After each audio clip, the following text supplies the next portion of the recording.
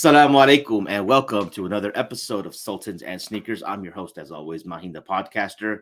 And today I am honored to have back as a return guest Nabeel Azeez of MuslimMan.com. Nabeel, thank you for accommodating my last minute time switch, and it's good to always have you on. Wa alaikum assalam wa rahmatullahi wa barakatuh. So today we're here to kind of talk about, amongst other things. But to start off, I want to discuss. You recently, if I and just correct me if I'm wrong, I don't believe you wrote the entire text, but you facilitated the writing of a book, 40 Hadith on for Muslim men on masculinity. Is that correct? Yeah, the book is called 40 Hadith on Masculinity, How to Be a Good Man. And it's a collaboration between me and the team at Wordsmiths. Wordsmiths are a translation slash research team. They do a lot of Islamic books for, even some of the scholars. Mm-hmm. And the idea for this book came actually, it came as a side idea. The first time I reached out to them, or Dr. Salah Sharif, who's the CEO, I wanted to get him to translate a book called Nawadirul Aik, which is a sex manual. Okay. Like Islam, no, I mean not Islamic, but it's an Arabic sex manual. Allegedly, it was written by Imam As-Suyuti. I've Okay. heard about this one. It has Yeah. something like 900 positions or something. I don't think it's 900, but it's more like a bit more conservative, like 40 positions. Oh, okay. And so allegedly it was by Imam As-Suyuti. Mhm. And then the brothers decide, okay, let's go look into this. Maybe it's a good idea. That section is actually part of a larger book about marriage. And he came back and said, listen, we did some research and we looked into it. And before Imam As-Suyuti died, he wrote a list of these are all the books that he attributes his name to. And anything else that is claimed to be from him, he's not associated with those titles. And that book, Nawadir al-Aik, was not on the list. Okay. And so I decided, I mean, there's no point translating it if it's not by Imam As-Suyuti. The only reason to translate a book like that is because of the name brand, which is Imam As-Suyuti is a name brand. Because otherwise there's no reason, like, you can just go read the Kama Sutra. I mean, if it's by some random Joe Schmo, Yeah. or so Abdullah bin Ibn Abdullah, Yeah. okay, it is no point to it. And so then we decide, okay, I still want to work with these guys because these guys are really good at what they do. And I had just launched. Well, this might have been before I launched MuslimMan.com. And I said, listen, how about we do this project? I don't think there's been a project like this. Can we do a 40 Hadith compilation on masculinity? And I thought it was going to be like a little booklet. If you've ever read Imam Nawawi's 40 Hadith, it's a very tiny booklet. Right. And it's just the Hadith and no explanation. And so these guys said, okay, let's do it. And I said, okay, just hold on. Let me get my ducks in a row. I wanted to raise the sort of bootstrap the funds and do these things before actually saying go ahead with researching the book. And then a few weeks or maybe even a month passes by, and Dr. Salah Sharif messages me on Facebook, and he says, hey, listen, we've already started work on the book because we looked into it and we really, really like this project and the way it's coming along. And I was like, okay, I guess I better like put things into gear. So what I did was, okay, I said, listen, keep going with that. I'll figure out the way to pay you guys. And so it was sort of like, I hired them to be the research team because I'm not an Islamic scholar. And I mean, I used to be able to translate Arabic and things like that. Back in the day, I had a lot more practice. And the problem is it would be a lot slower. So these guys are experts. Mm-hmm. I hired these experts to research it, get all the references, that kind of thing, and also write some of the commentary, or actually most of the commentary.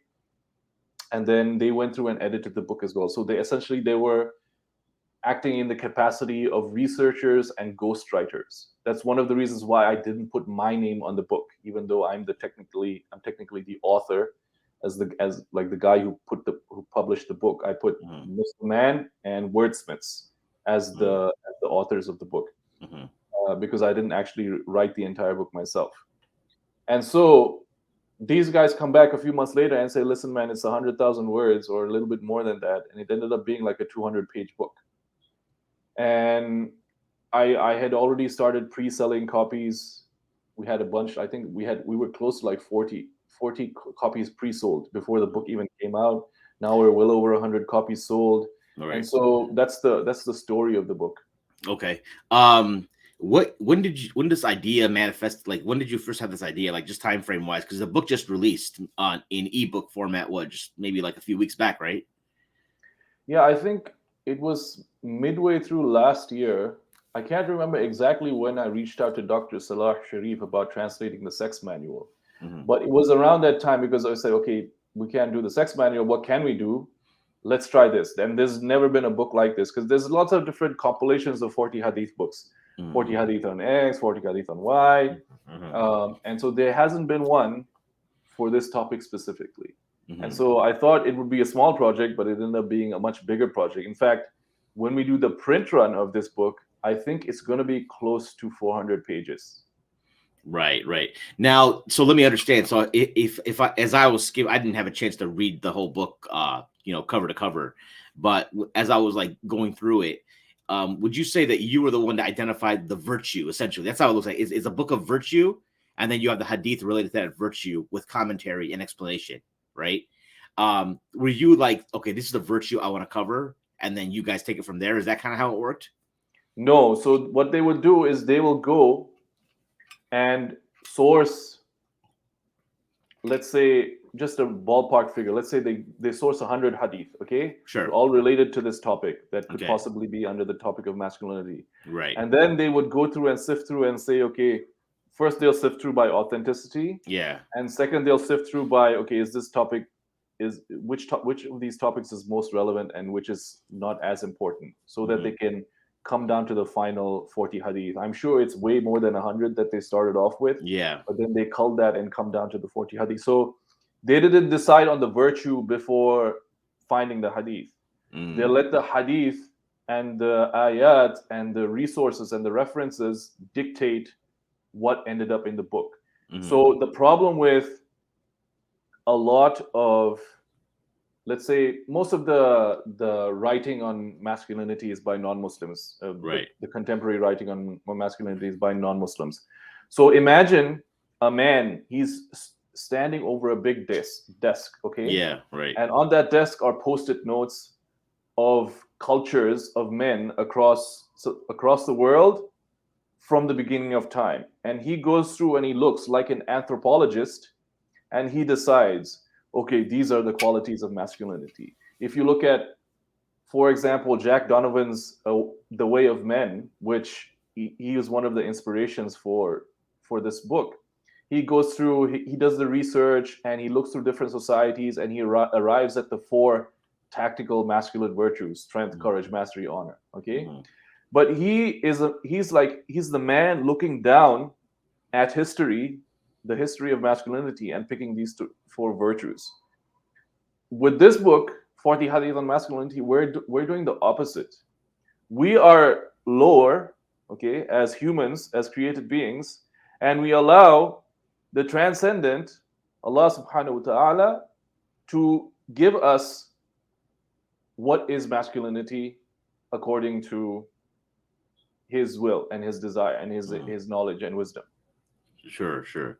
Okay. Now, for those people who have not heard Dr. Salah Sharif, can you tell us a little bit about him? Because I think people would, he's, whenever you read a book, you need to understand who's behind it. I mean, they'll know about you because of this podcast, but people want to know a little bit about him as well. So can you give us a brief synopsis? Yeah, Dr. Salah Sharif is the CEO and head researcher of Wordsmiths. His doctorate is not in the Islamic studies. He has a doctorate in international law, but he is a talibul ilm. And all of the researchers in Wordsmiths are talabul ilm, and they are masters of the Arabic language. And so he has this little team. They're like a fire team of special forces of researchers and translators that come in and help people put these Islamic books together. I know they might have, they've put several of the several books together of some of the scholars. I think they did. I mean, I could be wrong, but I think they helped with editing Futuwa by Dawood Wali, if I'm Okay. not mistaken. They're involved behind the scenes in a lot of these books, and so Okay. their background is mainly translation and editing. Mm-hmm. Okay, and they're masters of the Arabic language, and it's not just Dr. Salah Sharif. He's got a whole team. One of Yeah. his head like translator is Mustafa Al Qabbani, Okay. who you probably know Yeah, of course. Yeah. from Facebook, and he's been a guest on the Mad Mulks and things like Right. that. Right. And so their expertise is in translation and editing. And Mm-hmm. as a benefit, they're tulabul ilm, and many of them have several years of study. Dr. Salah Sharif himself, he lives in Egypt and he studies in Egypt. And Okay. he before he moved to Egypt, he was a student of Dr. Akram Nadwi. So like these guys are legit. Okay. I would not have hired them if they weren't legit. And Mm. especially it's not just the translation, right? It's the basically the Islamic qualifications as well. Right. So they have to be like for a project like this. I mean, you're talking about hadith of the Prophet sallallahu alaihi wasallam. You have to be very careful about who you're dealing with, and so that's their background. And so I think the organization is based out of the UK. No, I mean, their team is remote. They're all over the Oh, place. all over the place. Okay. Like Mustafa Al Qabbani Jordan. is in Sure. Jordan. Okay. Yeah.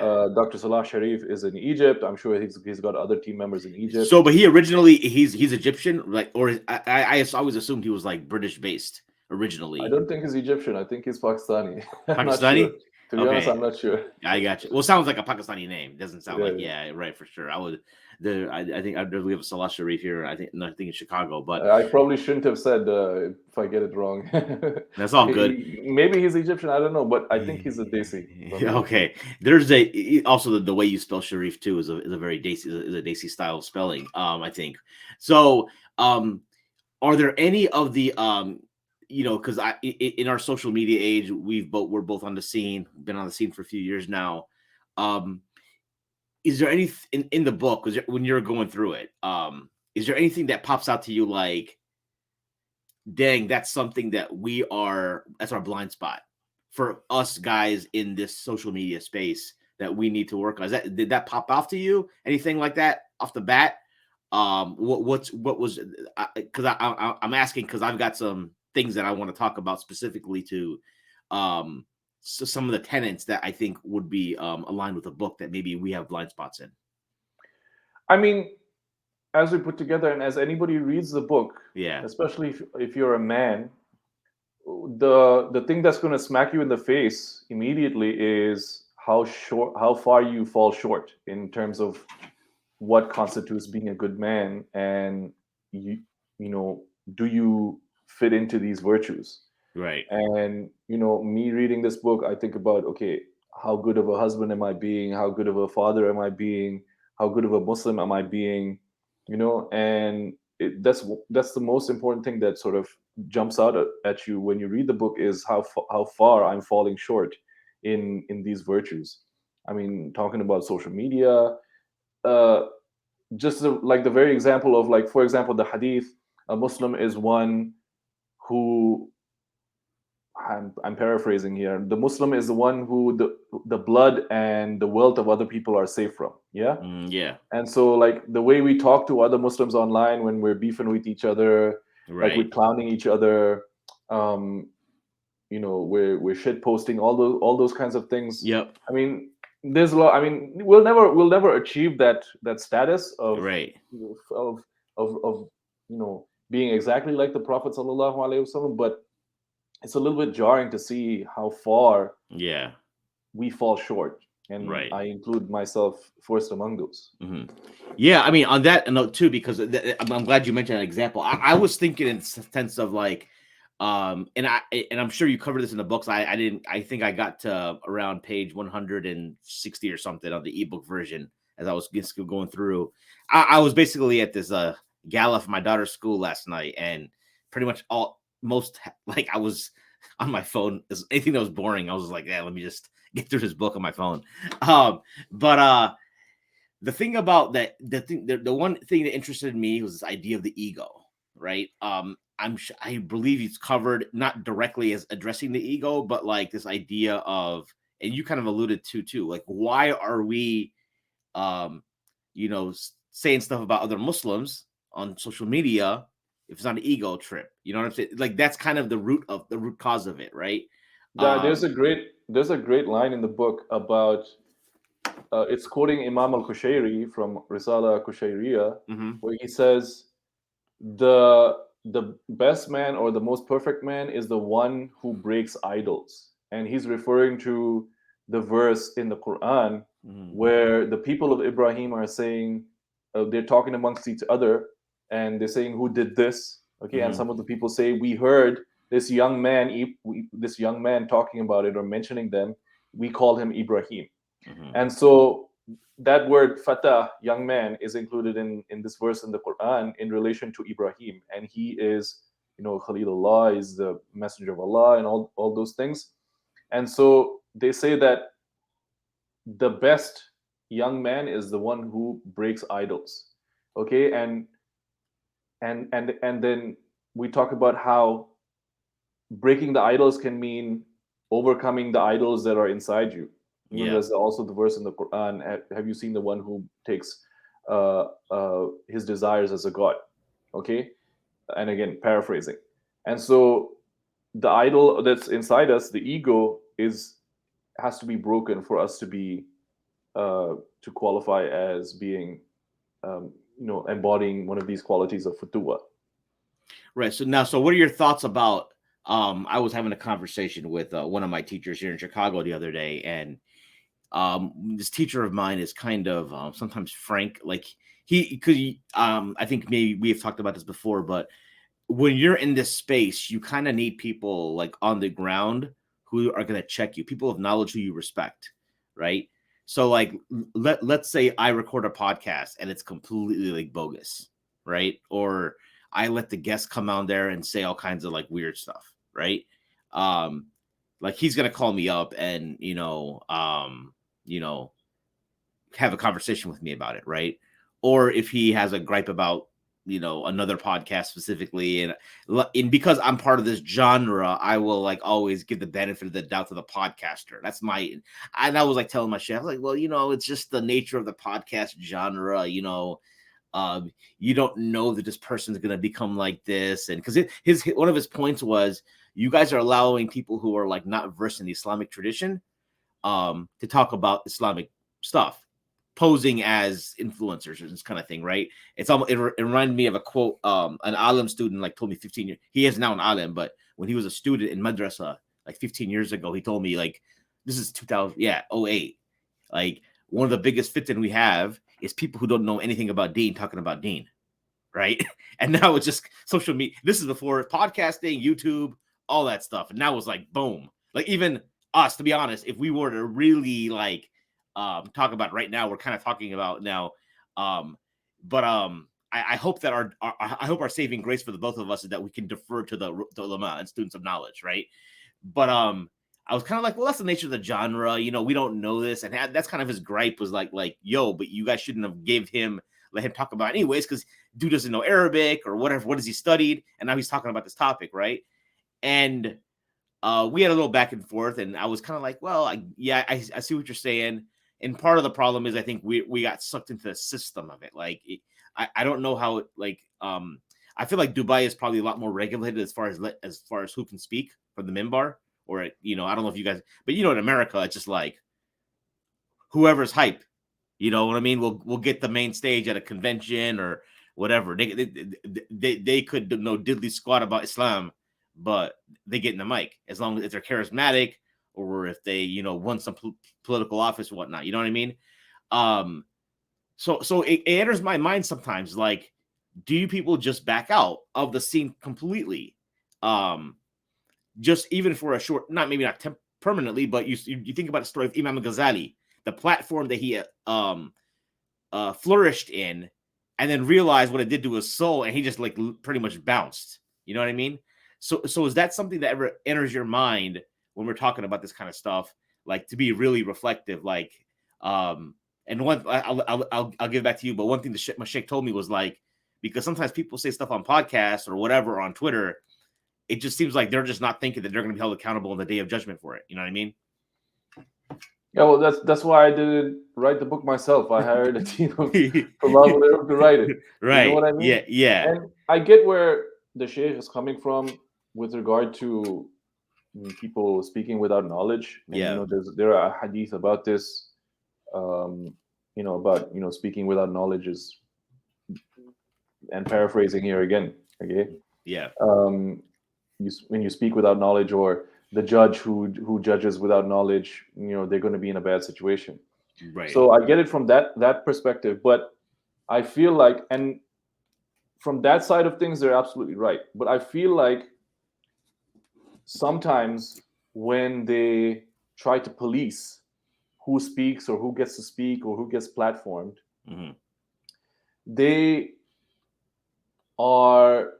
don't respect the intelligence of the Muslims. Right. Okay. Like, I'm listening, I hear somebody saying some nonsense. I'm not going to take it to heed. I'm not going to listen to him. I'm not going to apply what he's saying. I'm not going to, or I'll go look into it and find out what the truth is. Right. Like you had recently, even though I like him a lot, Omar Leon talking some bullshit about Zionism and things like that. I disagree with him, but he's trying to practice his Islam the way he knows best, and he's a grown ass man. Yeah. He's an elder, to be honest. Right. He's older than me. Okay. So, the dude has earned the right, and this is me, despite disagreeing with his ideas. Yeah. This guy has earned the right to say what he thinks. Maybe he's wrong. Yeah. Okay. And then Allah is going to take care of that on the day of judgment. But that you insult our intelligence by trying to control who we listen to, who gets to speak, who gets to say what. I mean, if you're so qualified, why don't you start your own podcast and start podcasting? I mean, people will listen to you.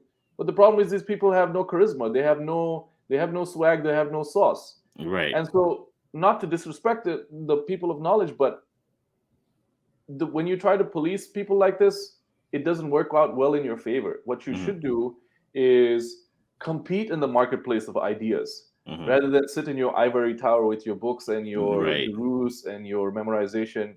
I mean, that's fine. If you want to do that, that's fine. But then don't come out and try to sort of be the gatekeepers of people who are out interacting with the public. Right. I mean, you're a podcaster. Yes, it's a podcast, but you're interacting with the public as a public-facing Muslim, and you can't control who says what. You can't. I mean, you're gonna try to have guests who are knowledgeable and things like that. But some people are just interesting to talk to, and they're gonna have some weird ideas. Right. Okay? And so you're insulting our intelligence as the lay people. Okay, the truth is clear and the falsehood is clear. When somebody says something that's off, somebody says something that's against Islam, like the Muslim's heart, depending on how much iman he has, like he can feel it. Something is off. Or people will have like really, really weird ideas that is patently obvious that it's all nonsense. Sure, I get what you're saying, and I think a lot of times these people have podcasts. So maybe the way our conversation was going with him was like, it wasn't necessarily a podcast, but I guess what I mean by the podcast genre, it's this idea of like where you're playing the algorithm and those like, because actually, even some of the people I've spoken to about this, they'll go on a podcast, but they're just putting stuff out there, and it's like it might get like 100 views or something. It's not going to be huge, right? Because of the content matter. Like for example, if I look at the data on my show, let me ask you, like you know my channel, which episode do you think has the most views? If you are to guess, if you can think about, or I'll tell you the kinds of episodes that get the most views, but then and I'll contrast it with the episodes that I think are the most beneficial, and we can kind of like. I think that's what he's getting at, right? It's like I mean, like, so maybe the episode with the tranny, maybe the Dr. Ali Atai episode, those kinds of episodes where like, or what about your episodes with the kuffar? which Well, what's there's Mark Ehrman one? It was, yeah. So Richard Spencer got the most. I think he's at 9th. Like, yeah, he was my top viewed episode, right? Your episode, you guys, the one you did with about Andrew Tate with Dr. Abdullah bin Hamid Ali and Mustafa Omar did pretty well.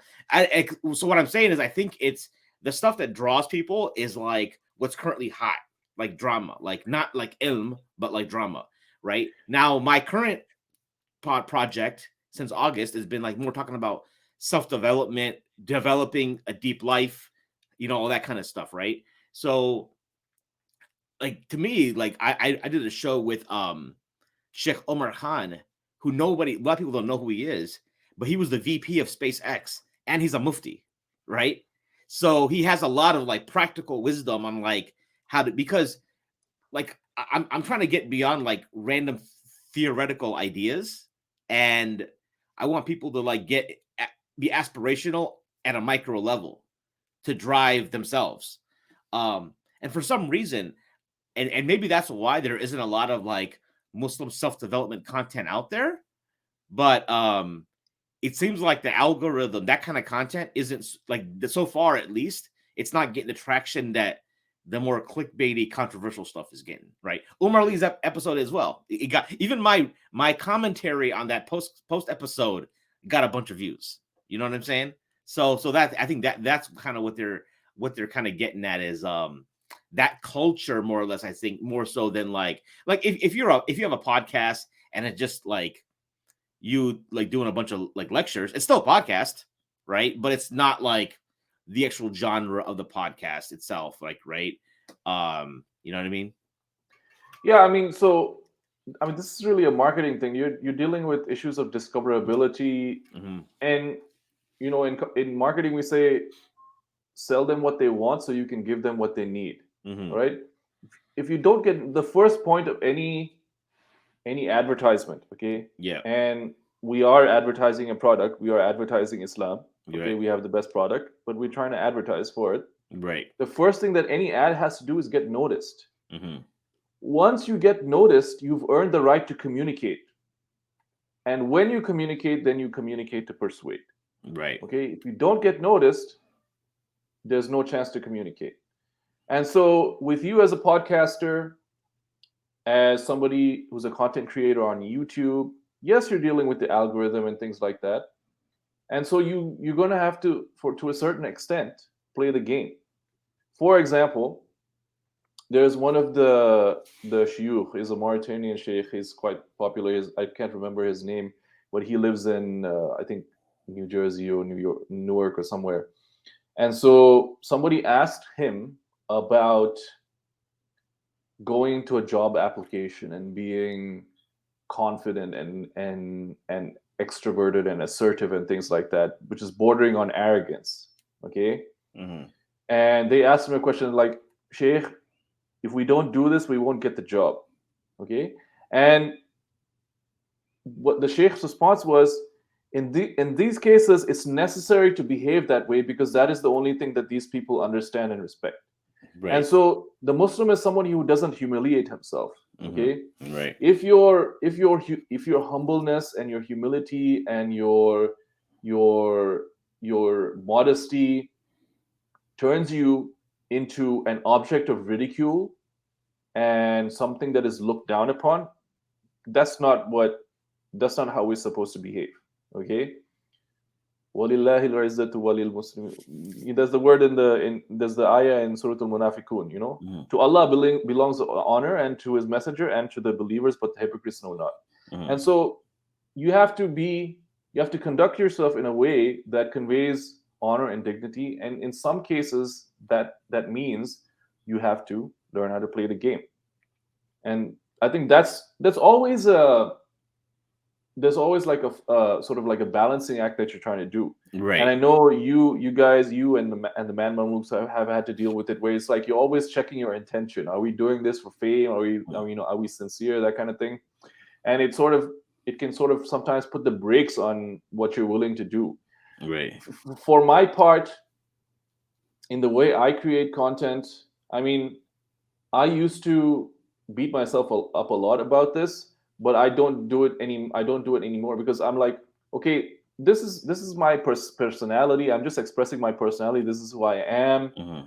I know what my intentions are, and I know that I don't intend anything bad by them, and so I'm a little bit more free with the way I communicate and Mm-hmm. present myself online. And so there's always this balancing act. I got you. I got you. Yeah, no, I mean, I think that's the thing that we're always, because I've always, I want to get your take on this. I even when I was a host of the Mad Mamluks, I didn't necessarily um feel like it was like when people ask me, do you think what you're doing is dawa? And I never thought of it that way because, maybe it's some of the and Sim and I would always have this conversation back and forth because he said it was, and I was like, come on, sometimes it's like it's entertainment, right? Or you know, but then he's like, some of the content is, but then he was like, but would you say some of the content is dawa? Like, well, yeah, some of it is for sure. Like, if you listen, like some of some of those interviews are like I still go back and listen to some of them if I feel like I'm in a rut, in an iman rut, I'll just go back and listen to that episode because it will like get me. And so, I mean, I guess if that's not dawa, what is? I guess when I got into it, it wasn't necessarily, and maybe this is a shortcoming on my part, like, oh, this is the intention. This is my intention for this, right? I mean, even the way when I started when I got on the Mad Mamluks, it was like Sim invited me on, and I was like, yeah, sounds good. Let's do it. You know what I'm saying? There isn't like a thought process going. Or somebody even like recommended to me recently that I should do istikhara before inviting guests, and I probably should, to be honest. I just haven't like there's a distinct flaw there in myself, probably, that I'm not inculcating some of those practices that are available to me, right? But I almost feel like sometimes if I think about it, maybe saying it's not dawah gives me a jail free card. You know what I mean? Because then maybe if you start saying that, you are now certain podcasts in the Muslim sphere, like, so recently I came up, are you familiar with the Thinking Muslim? You heard of them? Out of the UK, or maybe like the Creative Minority. So those ones are much more like, if you think about, because I think the way they knock us, people like you and I, is our personality. Like we might drop a swear word here and there, or say something out of pocket and just be like casual about it, right? Whereas a lot of these other hosts are maybe I wouldn't say polished, but I would say more like polite and proper, so to speak. Not like they don't have that like we've got an edge of uncouthness about us. You know what I mean? So Yeah, I watched the Thinking Muslim podcast just for that one episode with Hamza Sources that right, because he went viral for that. yeah. But I don't like watching podcasts like that. And maybe it's not nice of me to say, but I don't think that host has. There's no, there's nothing entertaining or interesting about it, and maybe that's what they're going for, but it's too bland. It's too bland for my liking. He sounds like a PBS kind of presenter, Well, and and maybe that's what they're looking for, because I think they're trying to. Because I think right now you got this in the space. You've got this like you've got like Dilly Blood Brothers. So I even though he's in the UK, a lot of American listeners were, when we had the Mad Mamluks and the five Blood Brothers together, they would get frustrated because they would say, "I'm subscribed to the podcast channel and I'm getting like Mad Mamluks, and I'm getting a Blood Brothers too. And I don't want Blood Brothers because that's a different thing." Now, I personally enjoy Dilly. I think Dilly's even though I've never been to the UK, I honestly don't understand their context other than what I see on social media. I find his style to be very entertaining. It can grab me, right? Um, Maybe because it's his energy level, but I think with those other type of podcasts, it's like you got to be looking for something very specific academically, and you got to be able to. But it's not something that necessarily, yeah. If you're listening to it in the car while you're driving, you might crash because you might fall asleep. yeah, I So think the people who had a problem with that, they should email Sim and ask for a refund.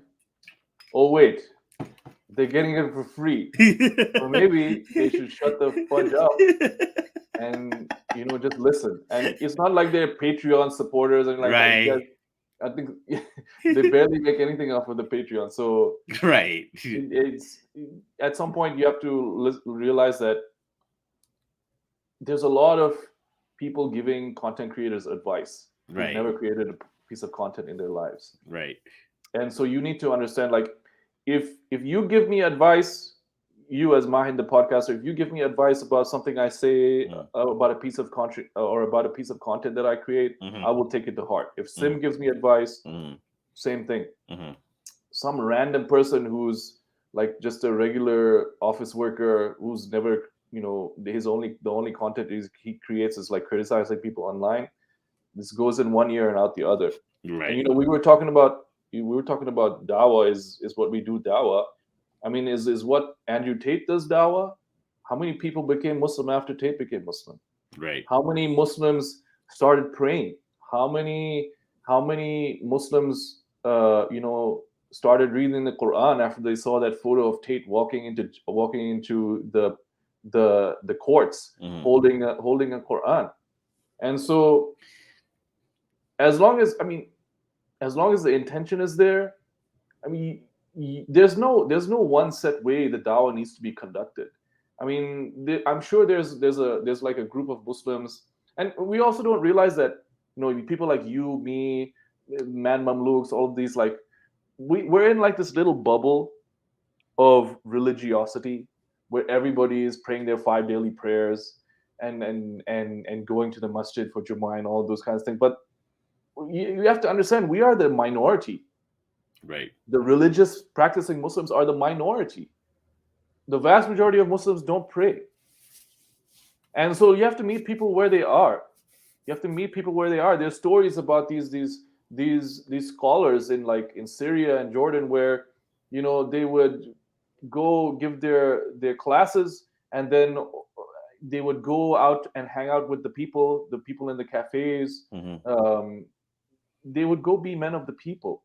And that's not to say that you degrade yourself and stoop down to the hoi polloi's level, but you have to, in certain ways, meet people where they are. Mm-hmm. And to be honest, a lot of these people who criticize the content creators and things like that, I doubt they have any. They'll have very little impact when it all comes down to it. I Right. would say that this is one of the funniest things about Andrew Tate, is like Andrew Tate as like a voice for the Dawa online. This this guy randomly out of nowhere becomes Muslim, and he's had more impact than some of these websites that have hundreds of articles of polemics and apologia Mm-hmm. for Islam and Muslims and refuting arguments against it by just showing up one day and saying, I'm a Muslim now. And Right. it's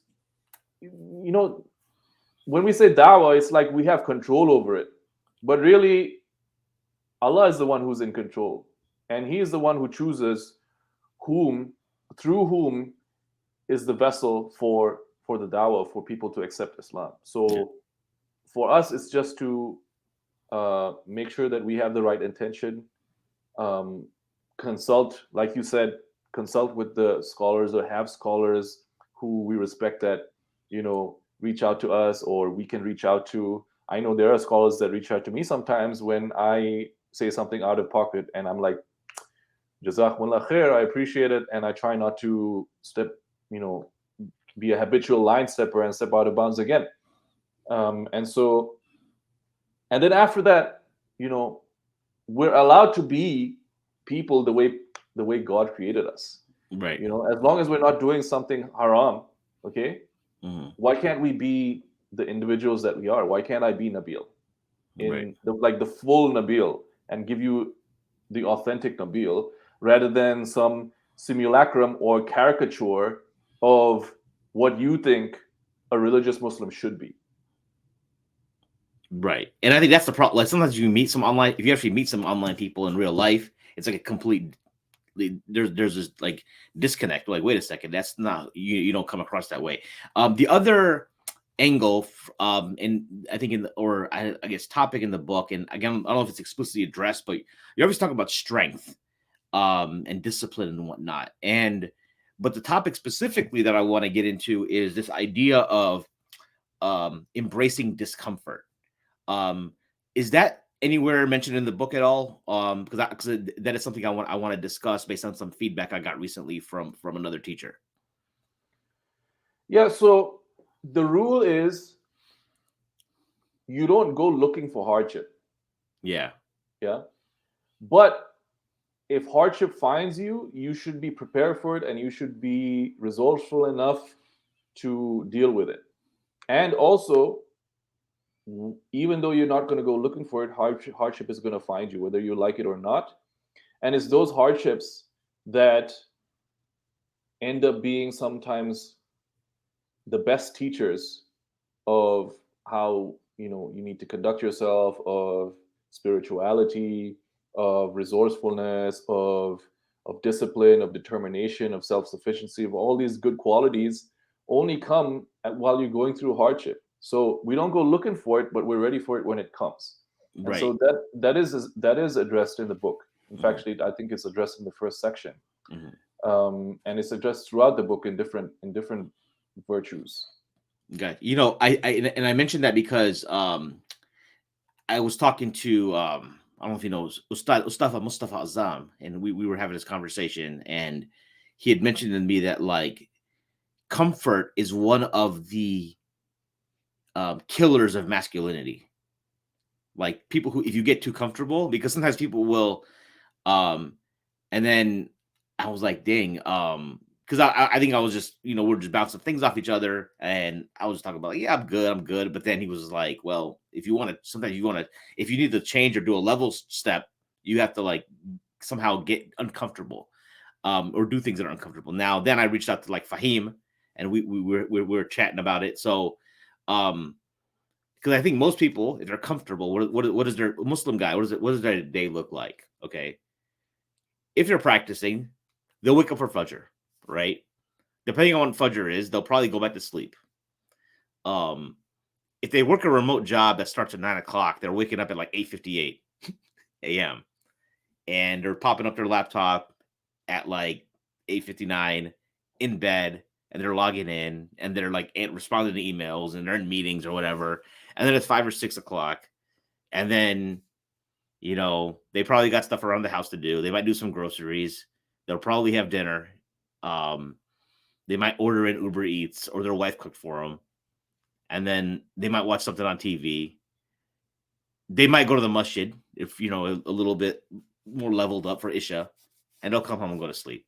And you rinse and repeat for 5 days, right? Um, and then over time, that person is kind of slouchy, out of shape, wondering why their prayers don't feel like they're doing anything. Weekends is pretty much like, oh, the kids have some program here. Oh, I gotta go to this birthday party. I got this. I got some dawat, Desi term, and literally, you live your existence like that. It's a comfortable existence until you realize you can't see your feet, maybe, um, over years, if you let it get that bad, or you have with diabetes, high blood pressure, you have health issues in your 50s, you know, and then you kind of just like, but you stay part of the scene. You're going, if you're in Chicago, you're on a divan, you're having chai with your uncle friends, and then you pass away, right? Um, that seems like a very boring and like lame existence. Okay, so that's what I was like talking about comfort. Now discomfort, I think, and maybe we can get into the boxing thing for you, but like I was thinking about ideas. What can people do to start embrace? Because yes, you're right. We don't go looking for trouble, but embracing discomfort trains you for being better prepared for trouble when it comes your way. Yeah, this is the main. There's two aspects of it, right? We don't go looking for trouble, and trouble is going to find you no matter what, Right. right? So, and while you were talking, subhanallah, like I remembered this hadith, and I looked it up actually, and there's a hadith that says one whose 2 days are equal is a loser. It's narrated by Ibn Umar, who is the son of Hmm. Umar ibn al-Khattab, and he says the Rasulullah sallallahu alaihi wasallam said, "One whose 2 days are equal is a loser," or al kamakal, paraphrasing because I'm translating from Arabic, right? And there's different variations of this hadith. I think most of them like are weak, but like they're narrated in so many different chains and so many different ways that it could be classed as hasan. Okay, I'm just going through this article. I haven't reached a conclusion, Hmm. but I think, you know, when you, and the thing is, it's not a matter of iman or aqidah, right? So this is just a, even if it's a weak hadith, it's mentioned for fawaid, and it's true. It's true. It's just generally true, right? Where, you know, you're talking about this comfort and status quo and this sort of equilibrium that we reach, and I mean, you're losing entropy, right? There's this concept of entropy where, like, when things stay the same, then nothing is ever staying the same. Okay, you're always losing. You're losing something. If you're not moving forward, if you're not progressing, if you're not gaining, you're always losing something. There's nothing. Hmm. There's no such thing as staying the same. And so the biggest problem here is, in my opinion, a 9 to 5 job, where by being dependent on that salary, okay, and the creature comforts that come with it, you are basically training yourself to live in this sort of state of equilibrium and comfort and status quo. And that's not to say that everybody is going to be an entrepreneur, Hmm. okay, but there should be some ways where you try to be entrepreneurial, whether that's with hobbies. It could be with hobbies, right? You know, and so the problem is when, and now I've lost my train of thought. No, no problem. but You're talking about 9 to 5s, right? So, and I'll jump in here. I think that this remote work culture, it did a number on people. Like the fully remote 9 to 5 IT. Like there's like certain jobs. Like I was telling one of my coworkers the other day, like I really like, so I would work a 9 to 5, but it's not really a 9 to 5. It's like a 9 to 6, 9 to 7, right? But I really enjoy my job because I treat my job like a platform for self improvement, right?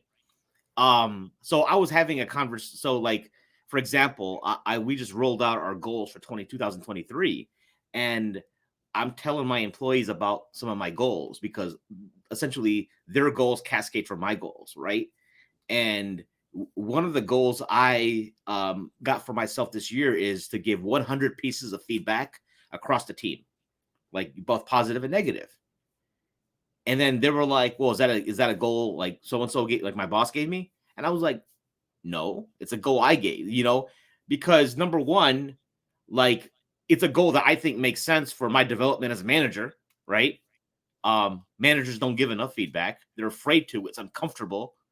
Um, and like I want to get you guys in this mindset that like you don't have to do, like the company gives you leeway in what kind of goals you can develop. You just don't parrot every corporate goal, and then even if it doesn't make sense, you just keep doing it and then wonder why you're not advancing in your career. You know what I mean? So to me, it's just like it allows, it's almost like a canvas. It allows me. Now I understand not a lot of jobs are like that. Some jobs, they don't want you to think, they don't give you any autonomy, right? um Patrick Bet David talks about this idea that you can be an entrepreneur in a company, in a, within a corporation, if you are a W2 employee, right? So I think that I would caveat it. I think you kind of did a little bit at the end there, but I would caveat a little bit. But I tell you, some of these jobs, you talk to the average, like we're in Chicago. It's like every Daisy dude's like an IT, right? And they're just like answering calls, and I'm like talking to them what they do, and I'm like, dude, that job sounds so boring. And they're like, yeah, but it pays well. And it's like, I'm like, so you're doing something that's super uninteresting. Grant, someone's got to do it, but why you, right? But I think that's what they become content with, and I think that's what you started talking about that, about like, but how that that type of job, there's a specific type of job that'll pay you well, that'll let you get fat and happy, and like essentially, it's like that boiling the frog analogy. You know what I mean? yeah, and what happens is you um, expand to fill the aspirations that you have for yourself. Right. So when you want more for yourself, when you have ambition, when you put too much on your plate, as it were, you will rise to the you will rise to meet those aspirations. I found that when I try to sort of achieve some sort of balance with the amount of work that I'm taking on or the amount of projects that I'm doing and things like that, I become less productive. I'm at my most productive when I have too much on my plate, when I take on too much. And so I end up rising to the occasion because of that, because it's required of me, you know. And so I think this is the problem. Okay, yes, there are some jobs that you have to do just to pay the bills, but you should have something more than that. I think we have this is one of the biggest problems of Muslims, particularly the religious Muslims who understand the religion, is they have no ambition. I was commenting back and forth with this guy on Facebook one time, and I commented under a post. I can't remember whose post it was, but it was like, how do you know that you're not a billionaire? How do you know that you're not a trillionaire? How do you know that you're not the next Elon Musk? How do you know that you're not the next Jeff Bezos? You won't even try, Right. right? Because you're supposed to be content with your risk. What the hell does that mean? The Muslim is content. If it's written, it'll come. But it won't come unless you try, unless you Right. work for it. Okay? How? I mean, it doesn't make, and it's sort of this idea of being content, right? And yes, we are content with what we have. Whatever we have is written, and we won't die unless every single penny of our risk is given to us, right? But it's like you're playing a hand of poker, right? You don't know what the next card that's going to be pulled out is. You don't know the next card that's coming. Why would you act as if the card the cards that you don't want are coming and you should be happy with the cards that you have and that's it? Maybe Right. there's a card coming, okay, that is everything that you wanted and more that you could never have dreamed of. And so this idea of having low aspirations is a huge problem with Muslims in general, and more specifically the religious Muslims who understand, tawakkul and those kinds of concepts, and how and understand concepts of rizq and Allah's qadr and things like that. And there's even books written. My Quran teacher gave me this book. It's a book that he gives, like he says he gives this book to everybody. It's called Ulu al Himma.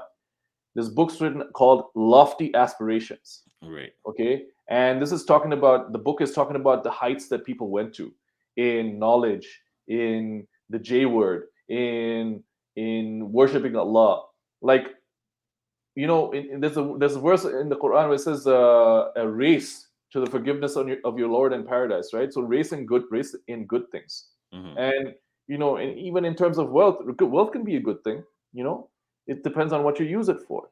And people think that they're being all pious and high and mighty by not trying their best to earn as much as possible. But in reality, what do they do with their basic ass 9 to 5 job? Like, are they some sort of amazing zuhad who is, like, spending their days fasting and their nights in prayer? Like, they're just normal people like you and me. Like, the only difference is, the person who goes after is rich, and they're living paycheck to paycheck. So, like, they're not getting the benefit of the dunya, and they're not getting the benefit of the akhirah. So, like, what is the point? Like, you were born, you died, and it was as if you didn't exist. And I'm getting sort of passionate about this because it's why are you existing? You're just consuming my air. You Right. don't do anything, you know. Sheikh Amr mentioned this book, Ulul Himma, and that's a book that's not translated, correct? I don't think it is translated. Maybe we should translate It's probably another project. It's a the next project. Because I was mentioning I was at my kid's school for this gala last night, and so my daughter, my two older girls, they attend the only um all Muslim all girls school in North America, like K through 12, right? It's like 5 minutes from my house. So they obviously don't have a lot, like there's no, like, they rely on private donors, and it's a private school, right? So at these fundraisers, and you got to give a shout out to these Palestinians in Chicago. When it comes to like having money, it's like, oh, who can drop 15? Oh yeah, we start the fundraiser. Oh, someone's already, yeah, yeah, I'm good for 15,000. I'm good for 20. You know, it's just like that. You know what I'm saying? There's no pulling teeth. It's just like there. And I'm like, and I talked to one of the brothers after, you know, and he was the MC, and he's, you know, and even himself, I was like, I gotta get you on my podcast, man, because he started like as a supervisor in a warehouse, a quality control guy, and then he got into sales because when he was talking about his MC, he's talking about like he was in China talking to some engineers, and I was like, man, this dude's interesting.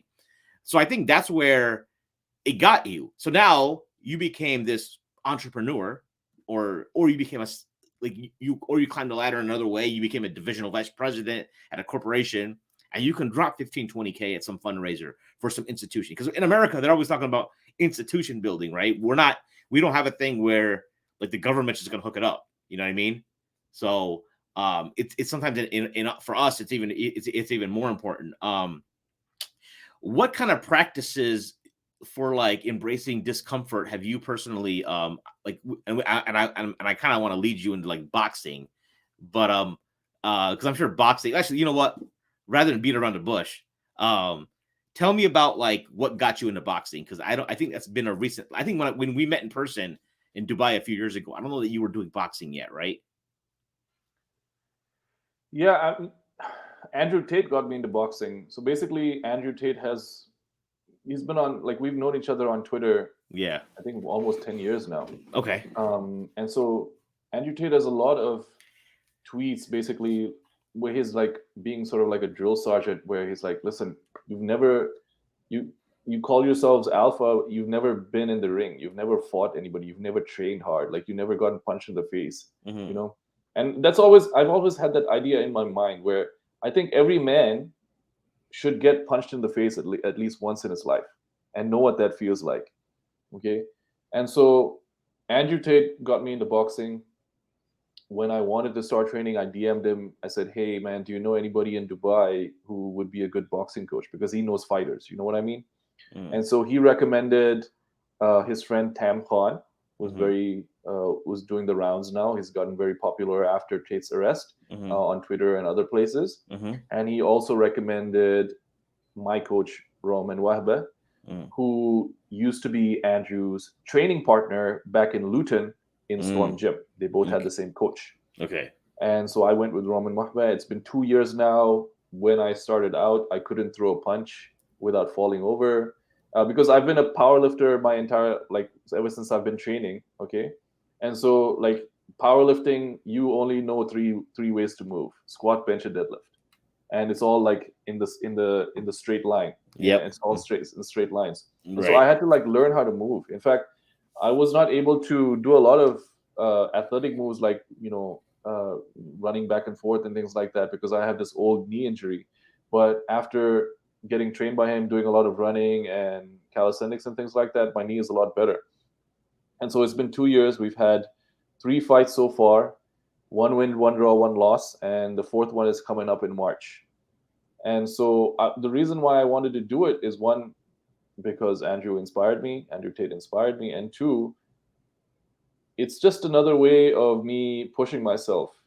Where this is something that every man wants to feel inside of himself, that Mm. he's physically competent, that he's combat ready, that he has skills. If something were to happen, he has the ability to defend himself. Right. Everybody thinks they do, but they don't really. If you compare somebody who's been trained with somebody who has been trained, it's Mm. like it's night and day difference. Mm-hmm. And so it's just like one of those things. I've always enjoyed watching martial arts, so I decided, okay, let me try to train myself in the martial arts. And the reason why I picked boxing over something like MMA or Muay Thai is because of my knee injury. Mm. So like kicking is very difficult, Right. and like BJJ, like the way you move around, leg locks and things like that, and Yeah. rolling, it could aggravate my knee. But boxing is just hands, and so that's why I picked boxing. Right. Now, how do you we were talking about this offline, the whole issue of hitting in the face and all that, which I'm not too familiar with, the because it seems like we tend to give our MMA brothers a free pass on this because it just we like watching people get their ass kicked. So, you know what I mean? But how do you contend with the whole issue of hitting in the face? Because I'm not familiar with the I know of the hadith, but I've never delved into it. Look, man, it is what it is. I'm not saying that I'm doing something good by sparring with people and hitting them in the face and things like that. And I know of the hadith, so I'm in violation of the hadith. But there is no way to learn how to fight without sparring, without punching somebody in the face or Right. getting punched in the face. Right. If you've never gotten punched in the face, you're never gonna know how to react. It's like the thing about boxing is you're going against your natural human instinct of fight or flight. Most of the time, it's flight, and things like keeping your chin down. Okay, when you're coming in for punches, right? Yeah. Right. That's not your instinct. Your instinct is to do this. You're protecting your eyes. Okay, you're coming in like this. But so you have to fight against your natural human instincts, Right. to learn these things. And that's never going to happen unless you're in a real combat scenario. Even rolling in jiu-jitsu is the same thing. You're not going to know until you're actually rolling. Muay Thai, when they spar, when they flow with each other, same thing. You're never like hitting the pads, hitting the bag, having a coach to do drills with you. It's not the same thing. You're never going to be able to gain the skill unless you actually have practice at it. But now, have you ever come across commentary that allows? Because to me, if you're on the battlefield, right, in like during the times of Prophet ﷺ, they'd have horses, swords, and whatnot. Certainly, there would be like hand-to-hand combat at some point because there is no firearms. I can't imagine, like, or you ever watch these Turkish series? Sometimes they'll lose their swords and they got to go hand-to-hand and they'll do the Ottoman slap, right? I mean, that's clearly hitting in the face. Have you seen, commentary that, because it's sometimes when you look at it, I'm like, maybe there's some nuance here. Is that something you've actually looked into, or maybe there's some leeway?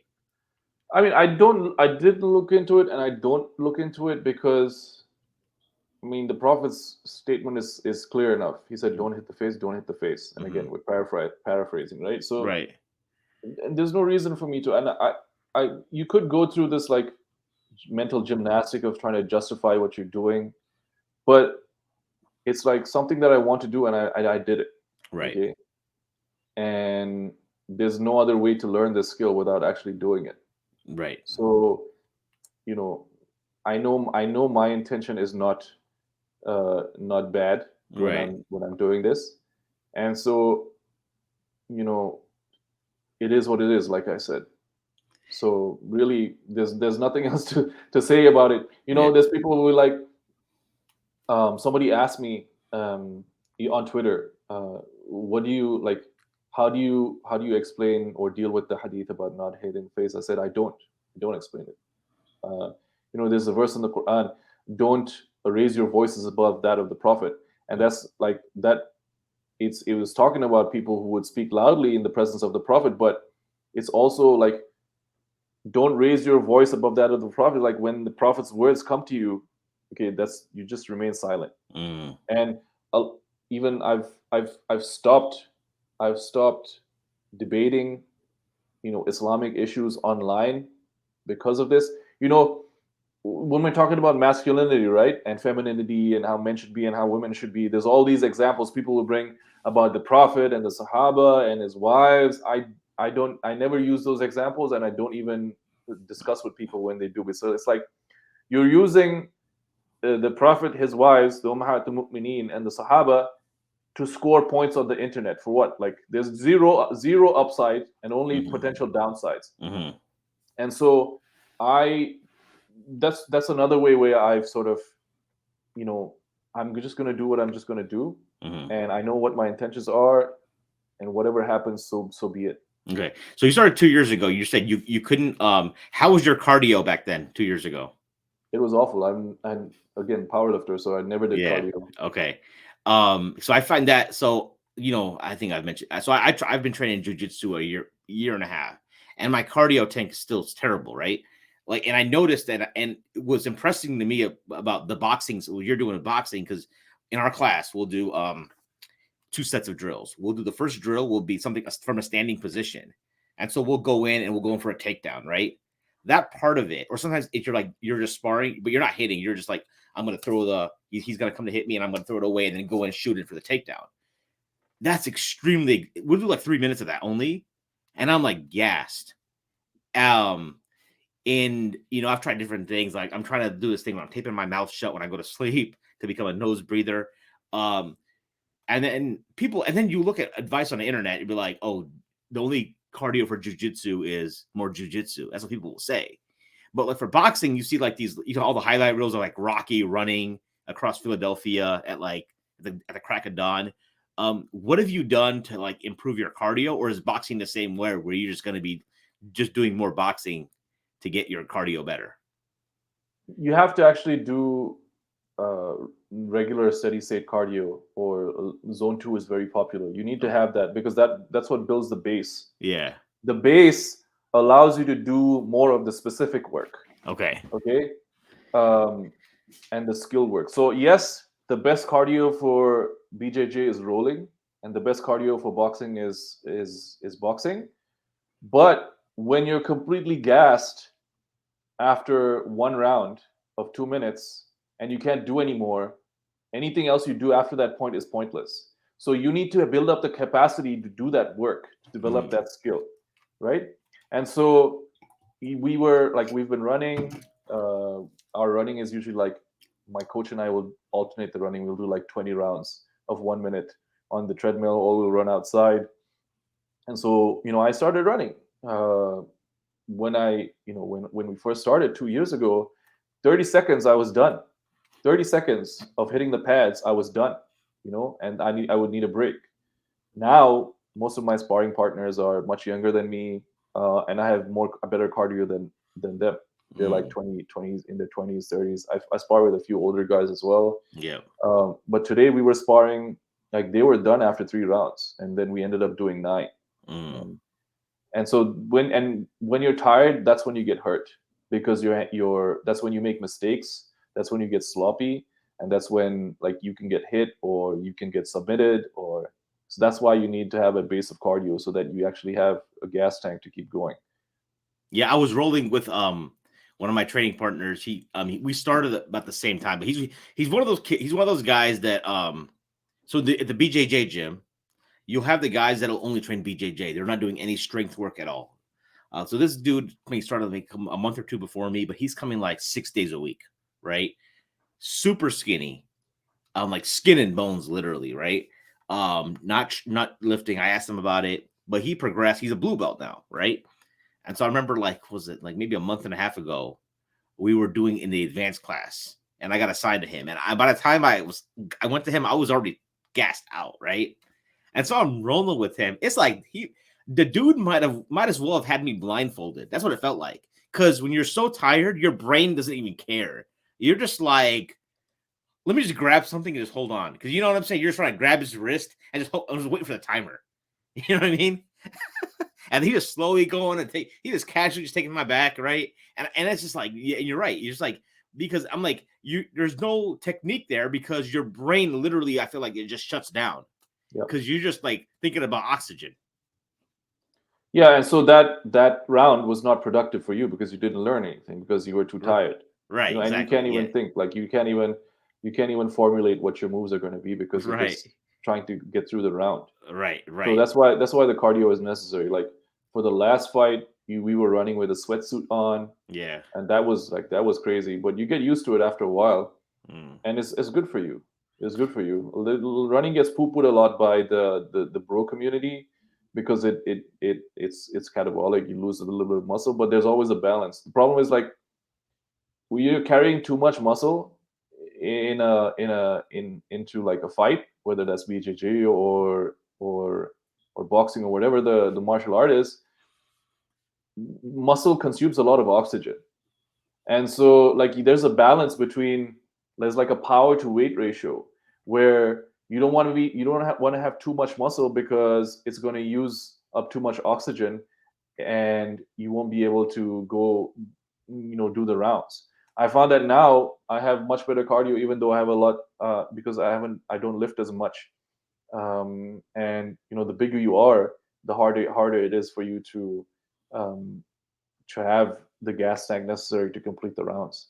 So it's all about, right now I'm trying to lose as much weight as possible, because I'm fighting at heavyweight, and most of my opponents are a lot lighter than me, which means they're faster, and the speed is much more important than the power. Mm. You like this like slow little tank that's moving, and yes, you kind of hit hard, but it doesn't matter if you can't catch the other guy. But you're also, it seems like when I see your videos, you're also taller than a lot of guys, right? So you've got reach. I am tall for a Sri Lankan, but I'm not tall. Like, so I have there's a few guys in our gym that are a little bit taller than me, Hmm. and it's difficult to the height advantage is a problem um because like it's like if you've seen Star Wars Return of the Jedi, where it's like it's over Anakin, I have the high ground. Um, the taller opponent has an advantage because he has the high ground. Punching, he's punching down, you're punching up, your reach is shorter. He Yeah. can use his entire reach. Right. So that's why Mike Tyson used to do really well against the tall guys, because he was one of the shortest heavyweights. So he would fight even lower, so they couldn't reach him, and so Mm. he would fight very low to the ground. So it's like I'm tall, but not tall, not boxer tall, because some of the tall boxers are like they're like 6'5", 6'7". Tyson Fury, those kind of tall guys, they're monsters. And Uh-huh. like, even though I'm heavyweight, I would get completely smashed by a real heavyweight, Right. because the real heavyweights are much taller than me, and they have a much longer reach than me. Right. Are we're talking about muscle with running. Are you familiar with Nick Bear by any chance? No. He's a YouTuber. He owns this company called Bear Performance Nutrition. So he's actually doing this. He's this hybrid athlete because he's basically someone who runs like ultras, but also is into bodybuilding. So like now, recently I was watching one of his videos recently, and he had this like crazy pump, and I'm like, man, is this dude natural? Right? But so I think there's some of that. But like, how was that affected? Because you always hear about the knock on running that I've heard is not like the bros, but like it affects your joints. And you mentioned you had like bad knees. So how'd you work My, it? that's the weird thing. My joints are better than ever. Like, my knees Really? they feel better than ever. In the Yeah. beginning, because I was so heavy, um, there was a lot of knee pain, just Okay. from running. But once you Okay. get used to it, it's like the the human body is amazing. Any stress you put on it, as long as that stress doesn't kill you, it comes back stronger. Mm, And so, as long as you just practice the running, you're going to get better, you're going to get stronger, and your joints are going to get stronger. And if you do too much, it's bad. But there's this sweet spot. We don't do that much running. We do just enough to keep to have enough cardio, and also because I'm a pretty heavy guy. But it's been amazing, to be honest. Like, when we started, um, we used to do shuttles, right? Side to side shuttles, back and forth. right. And I couldn't run. My knee was like, the way my legs were, like, I couldn't sprint, I couldn't run, I couldn't do like skipping. I couldn't skip. Yeah. Skipping, right? Yeah. When we were Um, kids. yeah, I couldn't skip anymore. It's like that this my left leg, it was like completely switched off, and so I had to like relearn how to use that leg in those ways. Mm, So now, I mean, I feel a lot better. I sleep better. I used to snore like crazy. I don't think I snore as much anymore. um you know I actually have cardio now. yeah. um so it's amazing. Just, even, like, forget the fighting aspect of it, just the health aspects of it, and the cardio aspect becomes much more important as we age. Yeah. Because when you have more cardio, it's like it reduces your risk of all cause mortality. So people with good cardio, they are less likely to die from whatever reason, and it just becomes more important as you get older. So how would you like? How did your coach in the beginning? You said like you had probably no cardio. What could you do? Run for like 30 seconds a minute? You'd be like, I gotta walk. After that, was that how it went? I mean, he knows what he's doing, so little bit by bit, he he built up the capacity. Right. So, for example, in the beginning, we would do conditioning sessions which is like circuits of weights Yeah. and calisthenics for like 20, 30 rounds and things like that, just to build up a base of cardio. We don't do that anymore because the base has already been built up. Right. So like he knows what he's doing. He knows what attributes he wants to build up, and then he does the training accordingly. So when I had zero cardio, we were running 3 times a week. Now we run once a week, once every other week. I should probably be doing more running because of the fight coming up. So we probably add a few more sessions of that. So according to what the goals are, like he sets the training, but he's built me up from nothing to being able to do 6, 8, 9 rounds sparring. And so, but what about how many lifting sessions do you do a week, or have you pretty much cut that out? I don't go as often as I'd like to. I'm trying to do twice a week, ideally 3 times a week, but most of the time it's like once a week because like you're sore from the lifting the next day, and then you're not snappy with your movements if you have to go into another boxing session. Because the weird thing about boxing is you're not actually using strength. The idea is actually you have to be as relaxed as possible. Right. And so like you think that when you're trying to punch somebody, you tense up your shoulder, but that actually takes the power out of the punch. Like you need completely relaxed shoulders and a relaxed body, and the only thing that needs to be tense is your fists and your forearms. Really? And it's like you're like this this, what is that weapon called? A mace. It's like a chain with a ball on it. Yeah. And so the ball is tense, and then the looseness of the chain. Exactly. So like you're like everything. You're like a noodle. Yeah. But on the noodle is like stones, and then that's how you fight. And it's very, very counterintuitive. Like everything about boxing is like counterintuitive. It's like not the way you're designed to. Your body is designed to. You have to actually unlearn it. And so the hardest punch you'll throw is like one where you're completely relaxed and like you're following through and you're using your foot. It's like the strength actually comes from your body moving as one piece as opposed to the muscles that you're using. Yeah. Okay. I got you. Because, and the thing is, it's when you're lifting, you're like getting that to get your core tight. It's the opposite. Right. And that's the habit. And the same thing gets me in jujitsu because, you're supposed to say that they'll say like, yo, you gotta be like Bruce Lee, like it's be like water, just let the like continuous breathing, just relax, don't like tense up because that'll just gas you out quicker. And that's another thing that's getting me right now is that aspect of things. And before you were training before boxing, you were doing powerlifting style like 3 to 4 times a week? Yes. Okay. And then the powerlifting is the opposite, where everything in your body is supposed to be tense. Okay. In order to brace against the weight because it's heavy. Yep. And to generate as much force as possible. And so it's completely the opposite. The way you generate force in powerlifting is through the muscles and the skeletal structure, and the way you generate force in martial arts is through something called the fascia, which is like there's a different kind of system of moving the body. And it's just completely different. Has your nutrition changed a lot since you've been boxing? No, it still sucks. I mean, I've lost a lot of like shitty weight. So I'm like, I finally have shoulders. I used to do like overhead pressing a lot. Military press, 5x5. Starting strength. Right. Overhead pressing. Yeah. And I've been doing that for years, and I was pretty strong in the overhead press, but like I never had shoulders. Now I have like my delts are capped. I have a much more. I have they call it a Y frame. The old school bodybuilders. Yeah. So the shoulders are wide and it gets a bit narrower. The only thing is I have to lose a bit more weight because the gut is difficult to get rid of. So but what you're telling me is you can outwork a bad diet. No, because I'm still way over the weight I want to be. Okay.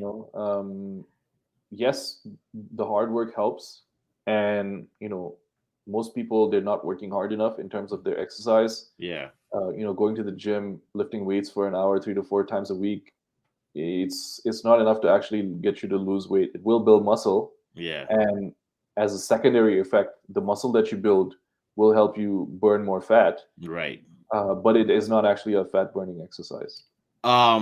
What do you think is the hindrance for the nutrition? Like, what's been the hardest part for you or challenge? Sweet tooth.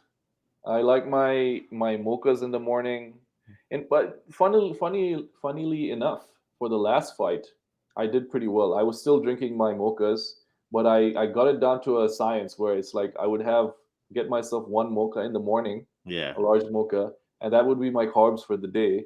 And then I would eat one meal a day, which was close to like 200 grams of protein, Yeah. mostly in one sitting, because I just don't have the time to eat, or just can't be bothered eating several meals a day. So Right. it'll either be like a pound of chicken skewers, or a pound of steak, 200 or grams in one bacon, sitting. That's eggs. a lot of food, man. Well, 200 grams of protein is Protein.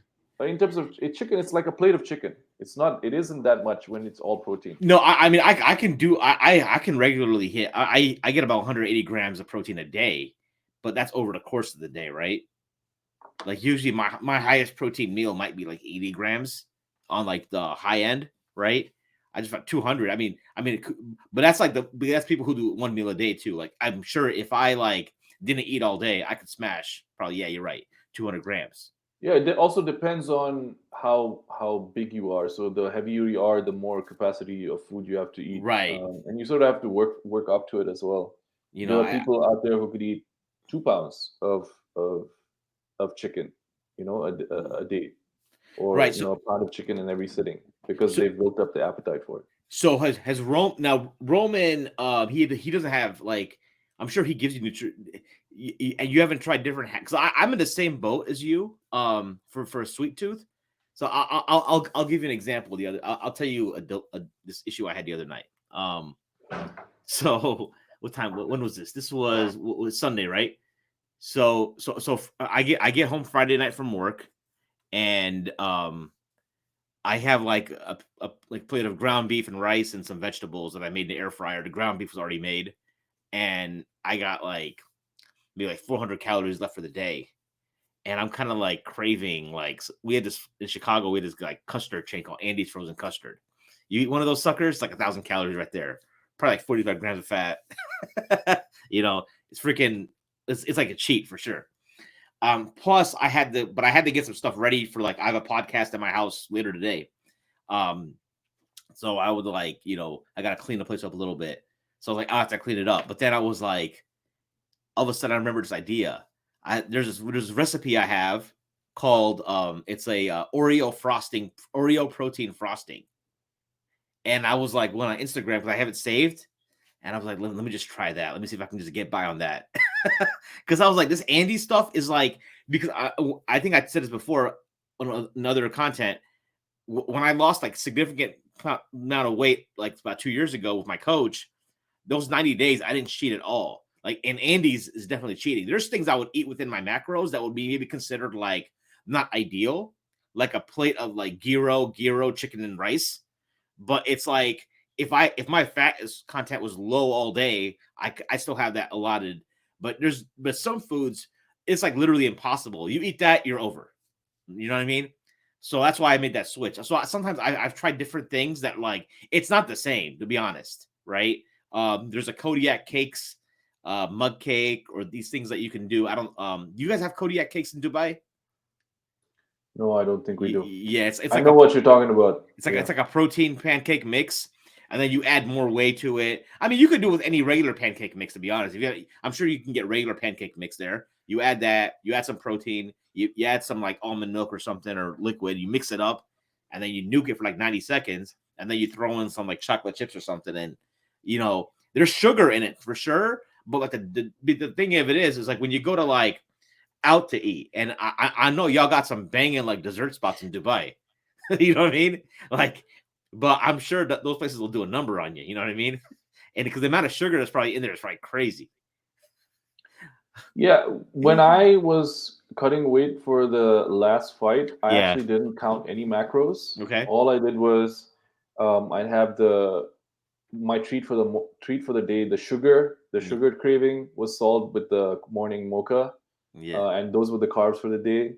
And I would alternate between chicken or steak and eggs. That was Right. my one meal for the day. Yep. If I was feeling really hungry, I might have some eggs in the evening. Yeah. And I didn't really watch what I ate beyond that. Mm. So I wasn't counting anything. I know 500 grams of chicken breast or chicken skewers ends up being like close to like 200 grams of protein, Right. because there's 40 grams of protein and 100 grams of chicken. Yeah. So like I knew I was getting close to the protein that I needed, Right. and the fat calories were like just added on as a matter of Hmm. eating that food. And then the other trick that I did was diet soda and cigarettes. So that controls the cravings. Hmm. So in the evening, if I was feeling hungry, I would have a diet soda, and that sort of gets me through for the time that I went to sleep. So So cigarettes, that's all huh? I have to do. Is that something you just added in to Yeah, like you can. okay? you, It you it it works. It works to control control your not control your cravings, but it works to lower your appetite. That's why I like back when people were smoking, everybody was thin. right. Well, that's I've usually most smokers I know are kind of thin, right? You see that, but you were did you incorporate smoking only as a tool for this, or you kind of always had it in? No, I mean I've quit smoking twice before. At the Okay, time that I was cutting, I was smoking, so but it just doesn't happened as a doesn't matter that of screw up course. your cardio? Uh, funnily enough, it doesn't. That was the weird thing. Um, like I can like have a cigarette in the morning, and then a couple of hours later go in and spar for 9 rounds. Yeah, and As long as you built up the base, it doesn't affect the cardio. I got you, and we will transpose the earlier ruling from the hitting in the face of the cigarettes as well. So we're not gonna like go in that same. I'm sure you'll have the same response kind of thing, right? Yeah, I mean um, it is what it is, and then again, I can sort of do like fatwa shopping about it, or I said, listen, this is not a good thing. It's not yeah, something that people should do. mhm, Um, but it is what it is. yeah. I wanted to ask you about the brand, the Muslim Man. So you used to had the becoming the alpha Muslim, and then you came out with Muslim Man. I remember when I first got these emails, I was like, where's this? Like, is Nabeel? Is this you? Like, so have you like essentially transition? Like, I want to like let you talk about the transition of the brand, your brand, from becoming the alpha Muslim to Muslim Man, or is becoming the Muslim Man, or is becoming the alpha Muslim still a thing, and this is something separate? So um, becoming the alpha. So Muslim Man, what I did was I've had this website muslimman.com Yep. for years. Right. I think more than 5 years. Okay. I remember you Um, telling me this. I paid $4,000. I paid $4,000 for it. You know Abu Productive from Yes. Productive Muslim? Yep. He had the domain, and he Okay. said, and we were talking one time, and he said, "Hey, I've got this domain." This was after I started becoming the Alpha Muslim. I've got this domain. I'll give it to you. And then some time went by, and I reached out to him. Hey, listen, man. You mentioned you could give me the domain muslimman.com. Can I have it? He let the domain expire, and somebody else bought it. And it's a Mm, premium domain, so it's a branded domain. So it's those domains are much more expensive. And so I ended up paying $4,000 or $5,000 for it. But it's been sitting with me for years. I couldn't find something to do with it. mhm, But eventually, and then one of the reasons for launching MuslimMan.com was because of the book idea as well. That mm, was like the catalyst for moving all of these things along. mhm. Becoming the Alpha Muslim still exists because the website is live and it gets a lot of traffic. Without me publishing to it, it gets Yeah. about 10,000 visitors a month, Right. just like from the content that's already on there. Okay.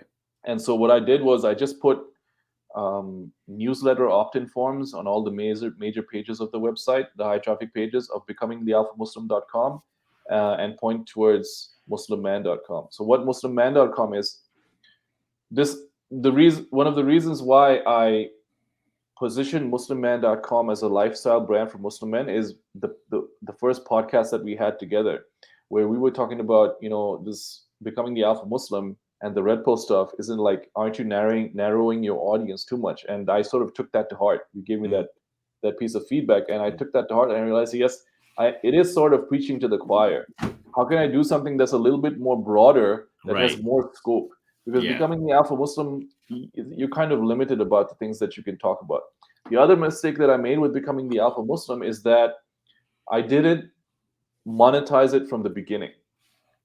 And so that is the problem a lot of content creators face, is they give away all of this stuff for free, and when the time comes for you to put out a product for people to buy, they sort of balk at it. It's like, why are you making us pay for stuff?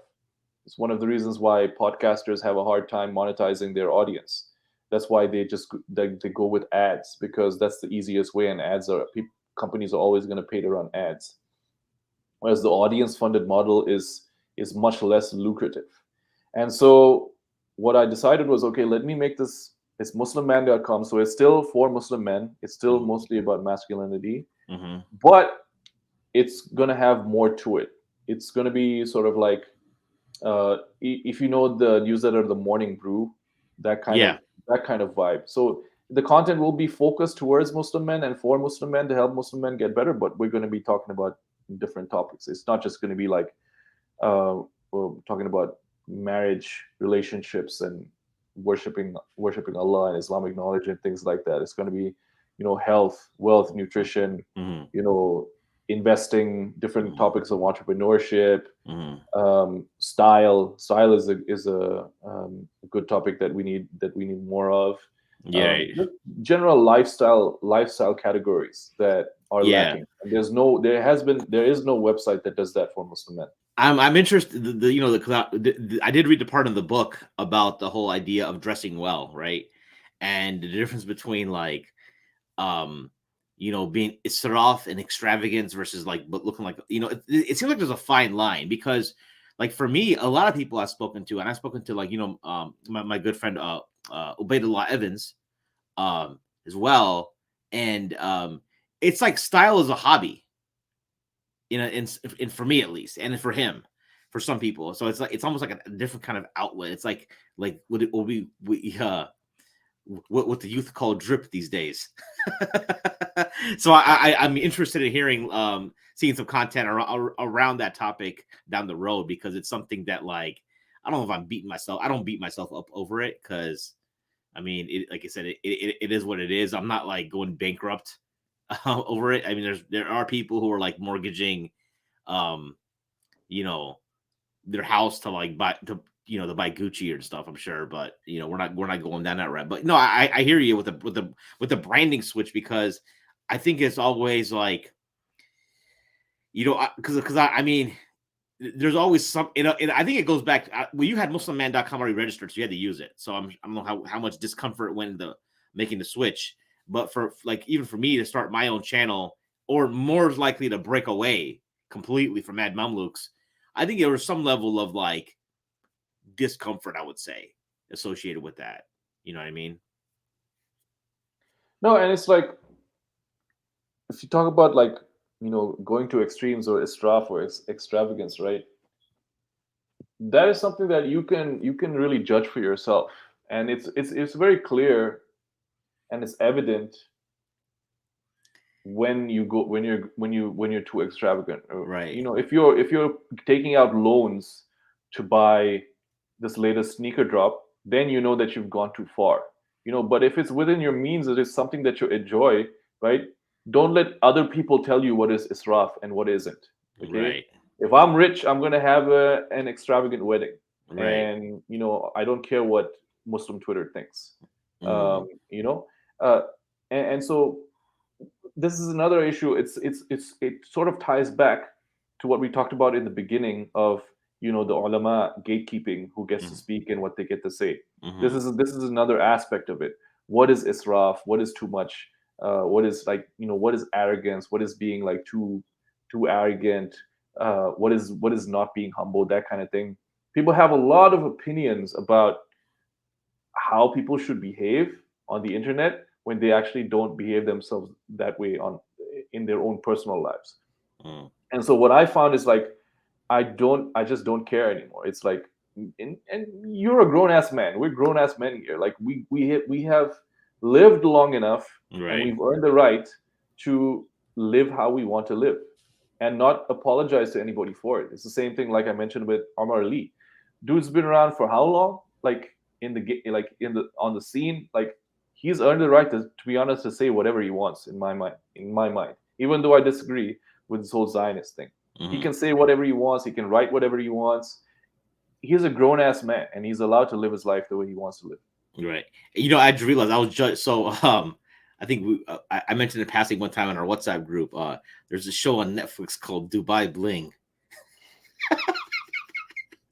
So I don't know if you like. So I'll be the I will watch sometimes when I'm about to go to bed or I'm really tired. You want to watch something that like will require zero brain cells, right? And you can kind of like just pass out to. So I will play some episodes of that. So I was like, sometimes I'm like, man, this is crazy extravagant. But at the end of the day, if they're making X amount of money, like I just realize I'm probably just judging them. The last thing I wanted to cover with you, and um, I'll share with you some of my a point of view that I have regarding fatherhood, and you and I might be in the same boat.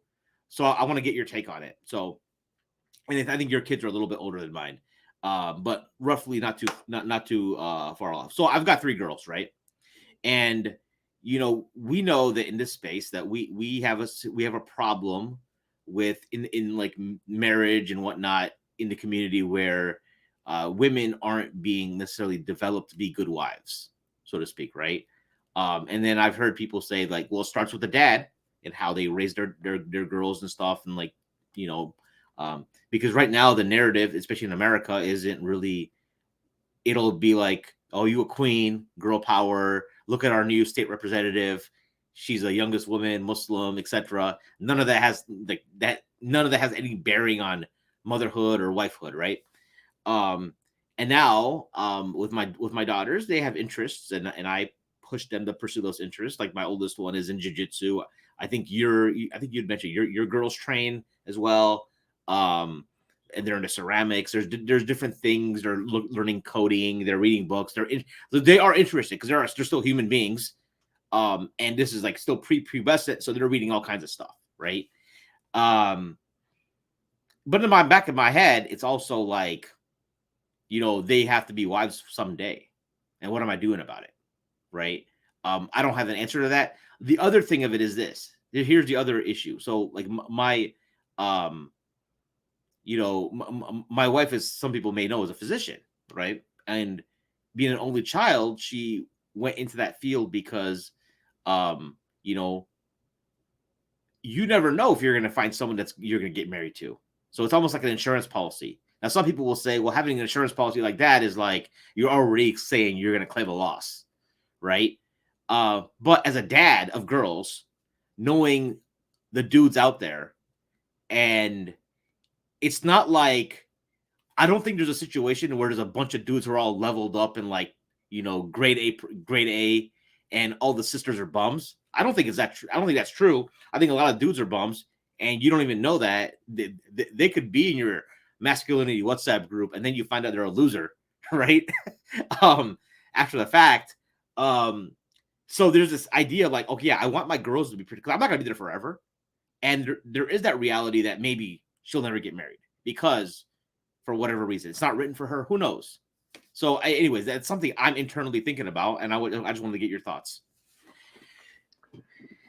Yeah, for my girls, they take their example from their mother because my wife is a stay-at-home mom. Mm, So they're like the girls are already cooking stuff, they're mm, baking, okay. you know, they're doing already they're already learning homemaking and things like that. They know how to sew, like they take sewing lessons, and they do Brazilian jiu-jitsu, and they've done parkour, and they've done all these kinds of different things. They play sports, and so and they're turning out to be well rounded. I don't think I have as much capacity to train them in that aspect of their lives of how to be women, because I've never been a woman. I can I can sort of show them what that relationship is going to be like by the way I interact with their mother. But then at the end of the day, I think it's down to the woman to teach the next generation of women how to be when they're older. And also, I mean, I'm one of the foremost critics of feminism and things of that nature, and I have been ever since before becoming the alpha Muslim. But there is also this this idea of, or this sense that these girls who will be women, they're their own person, Yep. and they should get to live life the way they want and do the things that they want. And so my intent is not to control them. My intent is to teach them, you know, what good values are, teach them what good character is, and then what they decide to do, that's their decision. I'm like, they're going to be held accountable by God at the end of the day. I can't control them. um, People are going to do what they're going to do. And so I think in that sense also we have to um, respect their personhood and their individuality and their intelligence as human beings, and allow them to explore all that life has to offer the way that they want to, as long as they're within the bounds of Islam. Um, I do, you know, like any parent, I do have to discipline them sometimes, and you know, when I turn it on, like, they're obedient. And they're just generally, they're homeschooled anyway, so they're just generally well behaved and well mannered and polite and things like that. And so my goal is, you know, like, in theory, we all know feminism is bullshit, Mm-hmm. and this career woman thing is not for not is really just a disaster, and women end up being unhappy. Women are unhappier than they are 50 years ago. There's the paradox of happiness. The more equal women become, the unhappier they become. In the US, 25% of women are on antidepressants of some sort. So we know theoretically Mm-hmm. and at the statistical level, feminism is bullshit.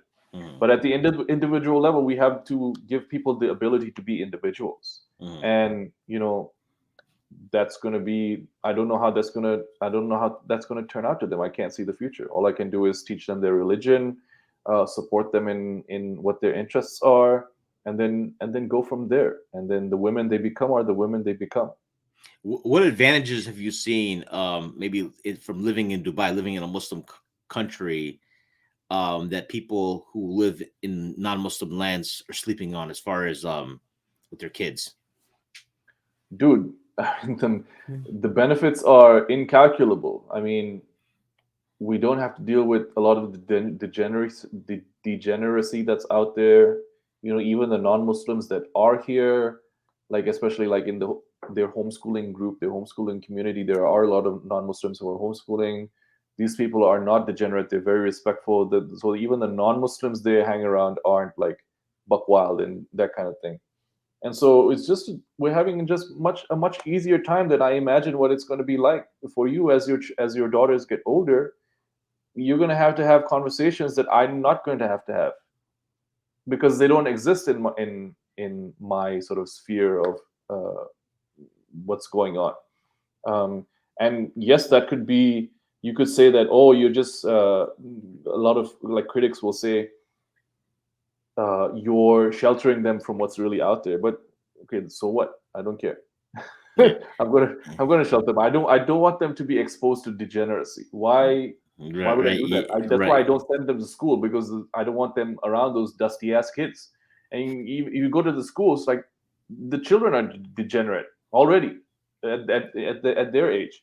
So I don't want my daughters around these dusty ass kids. So I don't so want so them around so degenerate. even in Dubai, I was talking to CD Arthur Richards, who lives in Abu Dhabi. I don't know if you ever met him, but y'all should connect. Because Abu Dhabi is what, an hour and a half drive, roughly. So he was giving an example on his Instagram story about, this is like really, this is really, because people hate on the Emirates a lot from a point of view of like hijrah. Arthur's position is the hijrah's wajib. That's the position he follows. He elucidated that when I had him on the show, and and I'm sure people are always throwing shade at him for living in the UAE, etc. And I'm sure so he's talking about how he goes to a market and he's getting some food and they're like, oh, it's cash only. So he's like, oh, I left my wallet in my car. I got cash in the car. Let me go get it back. And then this dude in line's like, no, I'll take care of it for you, right? Now he goes back and gets the cash anyways, and he's like trying to give it to the guy who paid for him. I think just because he didn't want to hold up the line. That's what he figured. He's like, no, you're Muslim, I'm Muslim, no problem. Like, and he was like, where's that happening? You know what I'm saying? So he was giving examples of this. He's like, there are things here, or we were talking about, for example, like, and my girls, where we train jujitsu, me and her go to the same academy. Now they're fairly more conservative. They don't do a lot of intergender rolling. Occasionally, advanced class, they might pair up a guy and a girl at a belt level. But one time I think I was asked, I was like, "I coach, I don't roll with women." And I told the professor when we first registered her that like, hey, we don't. I don't only want her rolling with girls. And he's like, yeah. And she's like, that's fine. We actually try to always encourage that as well. But Arthur was telling me in like Abu Dhabi, had his daughter's doing jujitsu too. It's like that. You don't even have to have that conversation. It's just known. Like your girls are only rolling with girls. Period. It's like the idea of them rolling with some dude is like going to be like completely foreign. You know what I mean? So I think that's what he was kind of like. It just takes the legwork out of it. I was talking to a friend of mine who grew up in Saudi, a coworker who grew up in Saudi. We're doing wudu, and he's doing wudu in the when you're in Chicago. If you ever got to wash your like feet right in a public restroom, it sucks, right? My hack is, by the way, I would do like old school with a kitty litter box and a bottle of water at my desk, so I can do the whole thing. But he was just like, it's just so conducive to do wudu, like your day to day life. It's so much more conducive than anything else. And I think that's what people just again we look at things like, we don't have these. You can't have these conventions like ISNA in Dubai or this and that and all this kind of stuff. And I'm just like, at the end of the day, is that really what matters? But yeah, man. Yeah. So is there anything, as we wrap up here, is there anything else? Any other projects you're working on? No, it's just the MuslimMan.com, trying to grow that, sell more copies of the book. I have my business that I run, which is my marketing consultancy, Dropship Copy, and I have a membership community for training copywriters called Copy Skills. So those are the three things that I'm working on right now. I was going to ask you this, because especially with this whole idea of like self-development, how does your can you walk me through a day with training and the businesses and all that? Like a day that you, at the end of the day, when you execute it and you're like, hey, this was a good day. Don't give me a theoretical. Tell me an actual day. In a day of Nabeel Azeez, how does it look like from start to finish when you feel like you did pretty good? Yeah, so usually I train in the morning. So any day that I train is a good day. Like morning, like what time? So do you sleep after Fajr? I don't sleep after Fajr. I stay up after Fajr. I train usually around 9:30 because that's when my coach is free. Okay. If I'm going into the gym to lift weights, I go in a lot earlier. I go immediately after Fajr because they open at 6:30. Okay. But any day that I train, that I get my exercise out of the way, is a good day. Okay. I'm probably not the person to talk to for productivity advice. I'm a deeply unproductive person. But I get a lot. Somehow, for some reason, I get a lot done. Like I launched MuslimMan, I launched Copy Skills, and I published this book in the space of like 3 or 4 months. That sounds productive to me. That sounds productive, like in the grand scheme of things. That's what I some days I do like 2 hours of work. My work day starts at noon. Like technically, I wish I could be like one of those, like starting at early in the morning. On days that I don't train, I start working earlier.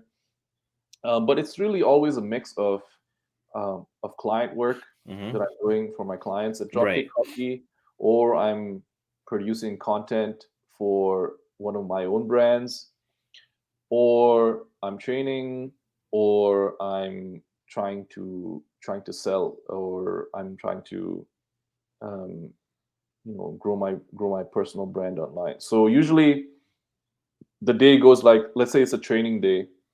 So I wake up, I have my coffee, then I go train um, with my coach. 9:30. The problem is like driving. It's like 1 hour training, but then driving there and driving back, and then getting cleaned up and resetting mentally for work. The whole process is like an ordeal. It's like 4 hours long. Because And you so like, that, is traffic in Dubai pretty bad? no, there's no traffic when I'm going. Well, it's like 20 minutes to go, 20 minutes to come back, an hour to an hour and a half of training, Yep. right? So Right. that's already 2.5 hours close to it. Right. Okay. Then you want to shower and relax for a bit, Right. before you get started. So that's a huge chunk of your day, because like when we train, like my coach, like he trains me hard. He's not going easy on me. Um, and so train, come back, shower, do some work. I'll do some client work. I'll log into my membership community, Copy Skills, and check on what my members need help with. I might write some content or produce some content for my own brands, and then that's pretty much the day. I sort of live online when I'm not training. So like, so let's say, because you talked about if you hit Fudger, and then you'll go directly to you might go lift after if you're lifting. But then what would you do between Fudger and a training day where you're not lifting, between the hours of like 6:30 to 9:30? So on a non-training day after Fajr, I still don't go back to sleep. I'll go have my coffee. I'll come back and I'll start working, Mm. or I'll spend most of the time. What's happening recently is like I spend 3 to 4 hours messing around on the internet, and I get started working at 12. Um, and it's like a little bit weird also, because I'm a copywriter, so I spend a lot of time doing absolutely nothing, and then like the work comes out in like a rush. It's like creative work. And there are some writers who have a routine Yeah. where they wake up, they're at their desk, and they're writing at a certain time every single day, no matter what. Right. And there's the other kind of writer where he'll do nothing for 2 weeks, and then everything rushes out in the matter of a few hours. Mm. I'm sort of like the second writer, even though I don't want to be. Mm. So like sometimes weeks will go by where I'm just like doing nothing, even though a project is due, and then suddenly an idea pops into my head, because like you're waiting for this idea to come in when you're writing copy to sell a Right. product. You're waiting for like this big idea, um, and suddenly that idea comes that gives you like the angle for what you're Mm. going to write, and then you write Right. it that way. um, Mm. and as you gain more experience, it becomes easier to do that, and the idea comes faster to you. Hmm. um, but there's a lot of time where you're not doing anything, and you're actually working. Like even my naps are working. Like in copywriting, when you take a nap, it's working, because your subconscious is coming up with ideas and solutions to the problems that you're trying to solve. Right. Right. I think, because I would say you're very, because the first time we did the podcast, we talked a little bit about your transition from the 9 to 5 to full time, because now you don't have a 9 to 5. You kind of like who gets to start work at noon? I mean that, and also the thing of it is, Craig Ballantyne, I think he Yep. talks about he starts on early, but he also says that like uh it doesn't necessarily mean to start at 4 in the morning. He says Joel Marion starts his work at like midnight. His key, it's basically that it seems like you have to have the core, because even Craig Ballantyne, when you look at how much he works, he tries to be done by like noon or even like 2 p.m. at the latest. So he has the rest of his day to do other stuff, right? And I think that's maybe the takeaway from, because in corporate America, it's very hard to let's tell your boss, oh, I'm going to have the flexibility, because the one drawback is like, let's say I want to go study like, this thing I think about a lot, like in Chicago, we have Darul Qasim, right? It's a great institution to study, but you need like the time to do it. It's not a place you could probably take one class a semester, but to really, go kind of hard, if you that's what you want to do, you might need a setup where you create a lifestyle business. That's what it seems like you have, where you're not working yourself to death, and you have time for these other hobbies. Like you have this time for the boxing and whatnot. Because what other dude in their 40s, you've hit 40, right? Um, with kids and family, and a wife, and obviously there's business your businesses are able to sustain you from a risk point of view. So it's obviously working, right? But it's interesting that you don't have to have an exact science to it. You're just kind of like, all right. But like, is it because copywriting is also could be high ticket? Like it could generate like one sale could be like high ticket enough where you're like, okay, I can like chill for a little bit. Well, yeah, that happens if you work on a project basis, and a lot of copywriters do that. Me, I tend to work on retainers, so my Okay. clients are paying me monthly. Okay. And I prefer that. Okay. And a lot of this is like it's you sort of learn how to price your services in a way that is profitable as you get more experience. So there's a lot of copywriters that don't charge much at all for their services, and they have a very tough time making ends meet as a result. I am not one of those, and I've actually been fortunate to have never charged low prices ever since I've started copywriting. And so I never have that problem. And alhamdulillah, like whatever I'm making is enough. We are quite comfortable. Like we're not rich by any means, but we're comfortable. Like I don't have to worry about too much about money these days. Um, Yeah.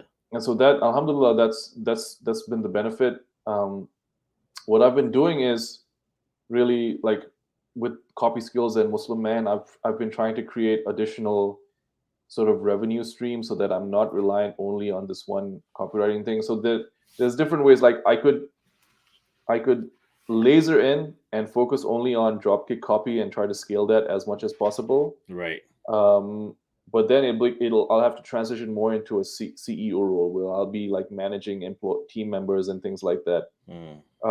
Or I can try to increase my income by creating these other revenue streams.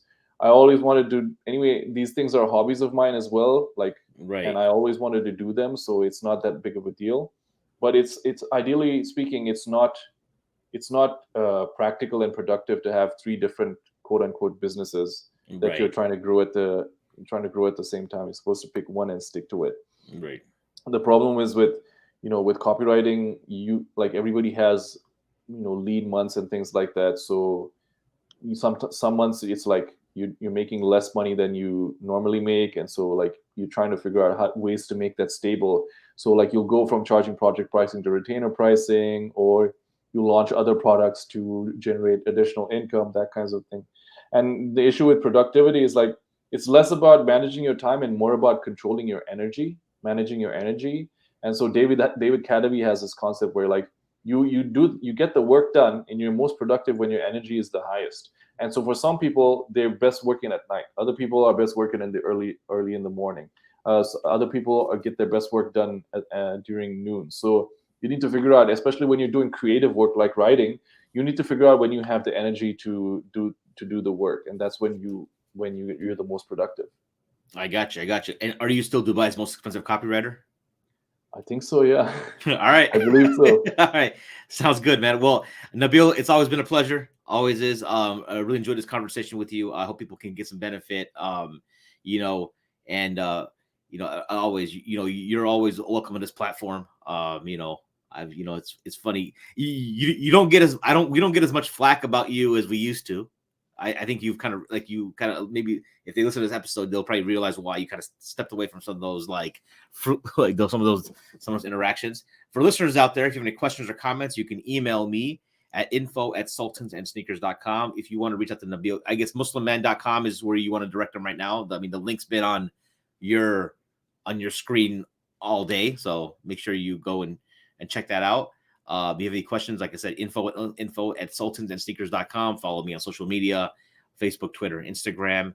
And for my special guest, Nabeel Azeez, I'm your host, Mahin the podcaster, signing off. Assalamu alaikum. Wa alaikum assalam.